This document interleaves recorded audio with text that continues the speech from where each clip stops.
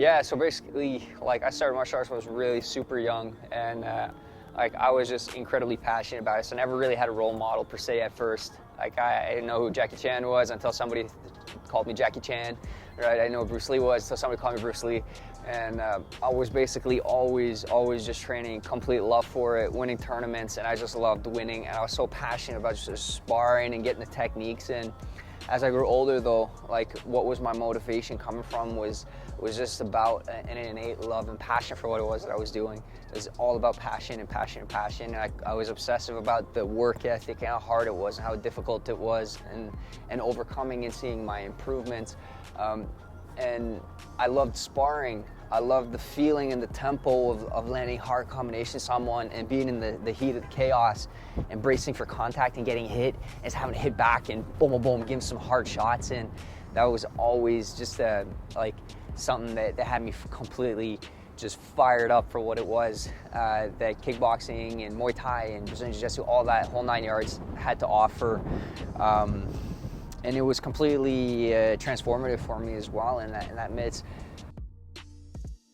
Of course, like, UFC comes around, and I started watching UFC, and I think the first guy who really I watched was Michael Chandler versus Eddie Alvarez on Bellator, and these guys went to war for 5 rounds, man. And I didn't know really too much about fight strategy back then, but what got me so like into this stuff was when I was watching Michael Chandler, just like the rhythm and the tempo, and it was a dance. They were, to me, the movement, it got me so entranced and in awe. It's just the crispness and the feeling of what it was they were doing, the competence and the confidence behind the musical aspect and the rhythmical aspect of fighting was at first so in awe. And I said, man, I gotta be doing this stuff.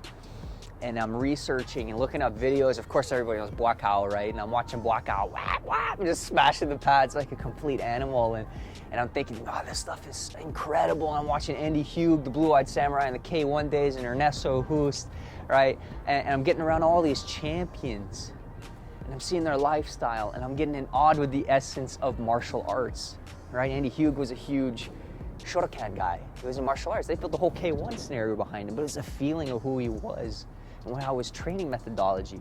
And I'm looking at the Dutch guys like Ernesto Hoost, and it's a complete contrast in training methodologies and the feeling of the culture and the clashing, right? It's all coming back to the feeling again of what it is that they're doing, the combativeness and the act of self-perfection and the act of displaying the beauty of the art in front of millions of people. It was really huge motivation to be one of those people who could take the art, the skill, develop it to a mastery, and have the opportunity to go out there on a stage and display art like Picasso would, put his painting in a wall, man. That's what fighting is for me, really, right? Some people call it peacock fighting, some people think it's whatever. It's most of those guys don't know anything about it. They're on the outside. But when you're a true martial artist, or even if you were in China, right? I mean, the magnitude of an educated crowd, how they applaud when you're succeeding, right? But to display the art of the martial art, and to display your personality and how you've approached the art, and the technique and the execution, right, makes the fighter who he is, right? It makes the art what it is, and that fired me up to be one of those guys. Of course, everybody knows Georges St-Pierre. Like, who doesn't know Georges St-Pierre, right? Like, the man did something, so much incredible things for the sport. And 100%, he was one of my real inspirations, actually. At first, I just loved martial arts for what it was, but one day, I'm sitting down. No, I'm laying down, because I was young. I'm laying down on the couch and I'm watching UFC, and I see George on his hands and knees, and he's got the belt around his waist, and he's in tears. And I just sat there, and I have to have that moment. Because I understood the connection of what he had to go through to attain that. You see, people, they respect the belt, and they respect that moment, not necessarily for the fight itself, but how much hardship and sacrifice and dedication that goes into becoming that person. There's a reason why that 0.001% of the world will ever attain that moment that's so difficult to achieve, this awe and dreamlike moment, is because you have to sacrifice everything for it, man. You got to go through so much pain, and people don't have the perseverance, they don't have the sacrifice, they don't have the upbringing, they don't have the personality to do it.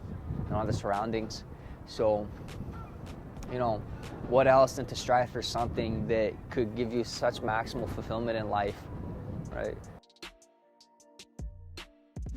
So yeah, if you want to talk about my motivation for what got me into this stuff, man, it's not pinpoint to one thing, but it's a mixture of love of learning, growth, achievement, and attainment, and being all that I can be in something that I love to do, and that I can inspire people, and I can provide a service at the same time, right? And yeah, man, that's kind of my little spiel on what got me into it, what got my motivation into it. Yeah.